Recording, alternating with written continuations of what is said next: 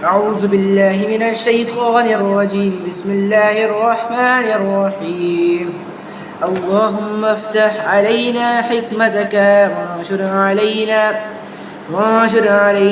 رحمتك يا ذا الجلال والإكرام۔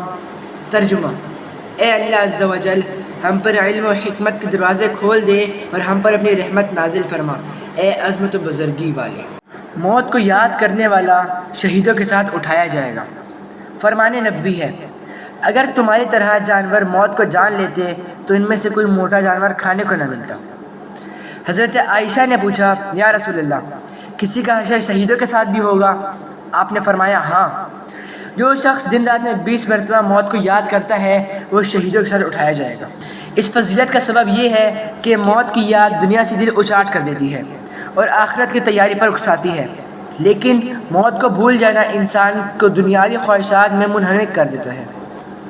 فرمان نبوی ہے کہ موت مومن کے لیے تحفہ ہے، اس لیے مومن دنیا میں قید جیسی زندگی بسر کرتا ہے، اسے اپنے خواہشات اور شیطان کی مدافعت کرنا پڑتی ہے، اور یہ چیز کسی مومن کے لیے عذاب سے کم نہیں، مگر موت اسے ان مصائب سے نجات دلاتی ہے، لہٰذا موت مسلمان کے لیے تحفہ ہے۔ فرمان نبوی ہے، موت مسلمان کے لیے کفارہ ہے۔ مسلمان سے مراد وہ مومن کامل ہے جس کی زبان اور ہاتھ کی ذات سے دوسرا مسلمان محفوظ رہے، اس میں مومنوں کے اخلاق حسنہ پائے جائیں اور وہ ہر کبیرہ گناہ سے بچتا ہو۔ ایسے شخص کی موت اس کے صغیرہ گناہوں کا کفارہ ہو جاتی ہے، فرائض کی ادائیگی سے گناہوں سے منزہ و پاک کر دیتی ہے۔ حضرت عطا خراسانی رحمۃ اللہ علیہ سے مروی ہے کہ حضور صلی اللہ علیہ وآلہ وسلم ایک ایسی مجلس سے گزرے جس میں لوگ زور زور سے ہنس رہے تھے۔ آپ نے فرمایا، اپنی مجلس میں لذتوں کو فنا کر دے والی چیز کا ذکر کرو۔ پوچھا گیا، حضور وہ کیا ہے؟ آپ نے ارشاد فرمایا، وہ موت ہے۔ حضرت انس رضی اللہ عنہ سے مروی ہے، حضور صلی اللہ علیہ وآلہ وسلم نے فرمایا، موت کو کثرت سے یاد کرو، اس سے گناہ ختم ہو جاتے ہیں اور دنیا سے بے رغبتی بڑھتی ہے۔ فرمان نبوی ہے، موت جدائی ڈالنے کے لیے کافی ہے۔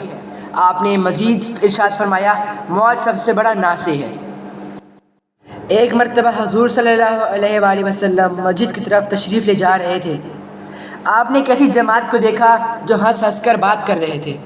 آپ نے فرمایا، موت کو یاد کرو، رب ذوالجلال کی قسم جس کے قبضہ قدرت میں میری جان ہے، جو میں جانتا ہوں اگر تمہیں معلوم ہو جائے تو ہنسو کم زیادہ رو۔ حضور صلی اللہ علیہ وآلہ وسلم کی محفل میں ایک مرتبہ ایک شخص کی بہت تعریف کی گئی۔ آپ نے فرمایا، کیا وہ موت کو یاد کرتا ہے؟ عرض کیا گیا، ہم نے کہیں نہیں سنا۔ تب آپ نے فرمایا کہ پھر وہ ایسا نہیں جیسے تم خیال کرتے ہو۔ آپ کو اگر آج کا ہمارا بیان پسند آیا تو ویڈیو کو لائک کریں، مزید بیان دیکھنے کے لیے ہمارے چینل کو سبسکرائب کریں۔